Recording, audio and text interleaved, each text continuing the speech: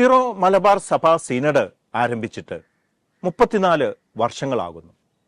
തീർച്ചയായിട്ടും സീനഡ് ചോദിക്കേണ്ടതാണ്. സഭാ സമൂഹത്തോടും പൊതുസമൂഹത്തോടും യേശുക്രിസ്തു ശിഷ്യന്മാരോട് ചോദിച്ചതുപോലെ ഞങ്ങളെപ്പറ്റി, സീനഡിനെപ്പറ്റി പൊതുസമൂഹം എന്തു പറയുന്നു?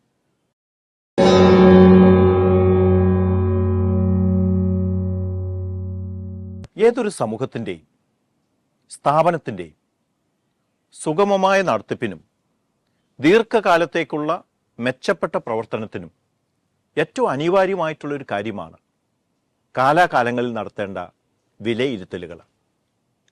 ഒരു കമ്പനി, ഒരു സ്ഥാപനം, ഒരു വാഹനം, ഇതൊക്കെ നിശ്ചിത കാലയളവുകളിൽ ആനുവൽ ഓഡിറ്റ്, ആനുവൽ സർവീസിങ് ഇതൊക്കെ നടത്താറുണ്ട്. ഒരു ശരീരത്തിന് ആനുവൽ മെഡിക്കൽ ചെക്കപ്പ് നടത്തുന്നത് വളരെ നല്ലതാണ്.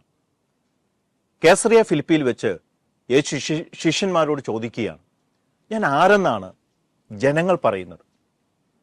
അപ്പോൾ ശിഷ്യന്മാർ മറുപടി പറയുന്നുണ്ട്, നീ ഏലിയായാണെന്ന് പറയുന്നവരുണ്ട്, സ്നാപകയോഹന്നാനാണ് എന്ന് പറയുന്നവരുണ്ട്, പ്രവാചകന്മാരിൽ ഒരുവൻ എന്ന് പറയുന്നവരുണ്ട്. അപ്പോൾ യേശു വീണ്ടും ചോദിക്കുന്നുണ്ട്, ഞാൻ ആരെന്നാണ് നിങ്ങൾ പറയുന്നത്? അപ്പോൾ പത്രോസ്ലീഹയുടെ മറുപടി വളരെ പ്രധാനപ്പെട്ടതാണ്, നീ ജീവനുള്ള ദൈവത്തിൻ്റെ പുത്രനായ ക്രിസ്തുവാണ്. അപ്പൊ യേശു തന്നെപ്പറ്റി ഉള്ള വിലയിരുത്തലുകൾ നടത്തുവാൻ ആഗ്രഹിച്ചിരുന്നു എന്നാണ് നാം മനസ്സിലാക്കേണ്ടത്. അതുപോലെ തന്നെ സഭയും സഭാ നേതൃത്വവും സഭാ സംവിധാനങ്ങളും ഒക്കെ കൃത്യമായ വിലയിരുത്തലുകൾക്ക് വിധേയമാകണം, സോഷ്യൽ ഓഡിറ്റിങ്ങിന് വിധേയമാകണം. എങ്കിൽ മാത്രമേ കൂടുതൽ മെച്ചപ്പെട്ട രീതിയിൽ, കൂടുതൽ ഗുണകരമായ രീതിയിൽ പ്രവർത്തിക്കാൻ സാധിക്കുകയുള്ളൂ. സിറോ മലബാർ സഭ സീനഡ് ആരംഭിച്ചിട്ട് 34 വർഷങ്ങളാകുന്നു. 34 വർഷങ്ങൾ സീനഡ് പ്രവർത്തിച്ചിരിക്കുന്നു. തീർച്ചയായിട്ടും സീനഡ് ചോദിക്കേണ്ടതാണ്. സഭാ സമൂഹത്തോടും പൊതുസമൂഹത്തോടും യേശുക്രിസ്തു ശിഷ്യന്മാരോട് ചോദിച്ചതുപോലെ ഞങ്ങളെപ്പറ്റി, സീനഡിനെപ്പറ്റി പൊതുസമൂഹം എന്തു പറയുന്നു? ഈ സിനഡിനെപ്പറ്റി നിങ്ങൾ എന്തു പറയുന്നു? എന്താണ് നിങ്ങളുടെ വിലയിരുത്തലുകൾ? തീർച്ചയായിട്ടും അത് വലിയ ഗുണം ചെയ്യും എന്നുള്ള കാര്യത്തിൽ സംശയമില്ല. ഈ കാലഘട്ടത്തിലെ അജണ്ടകൾ, പ്രത്യേകിച്ച് 34 വർഷത്തിലെ അജണ്ടകളിലൂടെ, ചർച്ചകളിലൂടെ, ചിന്തകളിലൂടെ ഈ പൊതുസമൂഹത്തിന്, സഭാ സമൂഹത്തിന്, നമ്മുടെ ഭാരതത്തിന് എന്തൊക്കെ നേട്ടങ്ങളുണ്ടായി, എന്തൊക്കെ ഗുണകരപരമായ മാറ്റങ്ങളുണ്ടായി എന്ന് വിലയിരുത്തപ്പെടേണ്ടതാണ്, ചർച്ച ചെയ്യപ്പെടേണ്ടതാണ്.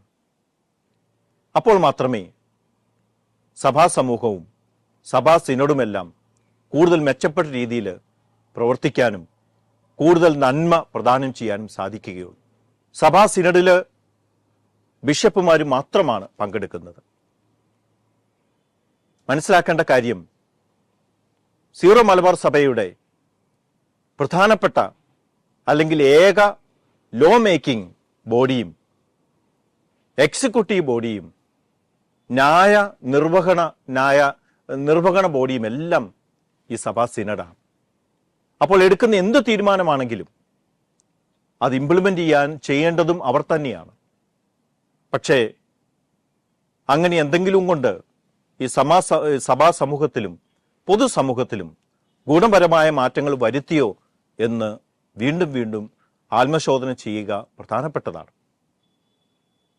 യേശു ചോദിച്ചതുപോലെ പൊതുസമൂഹത്തോടും സഭാ സമൂഹത്തോടും വീണ്ടും ചോദിക്കുക, ഞങ്ങളെപ്പറ്റി നിങ്ങൾ എന്തു പറയുന്നു?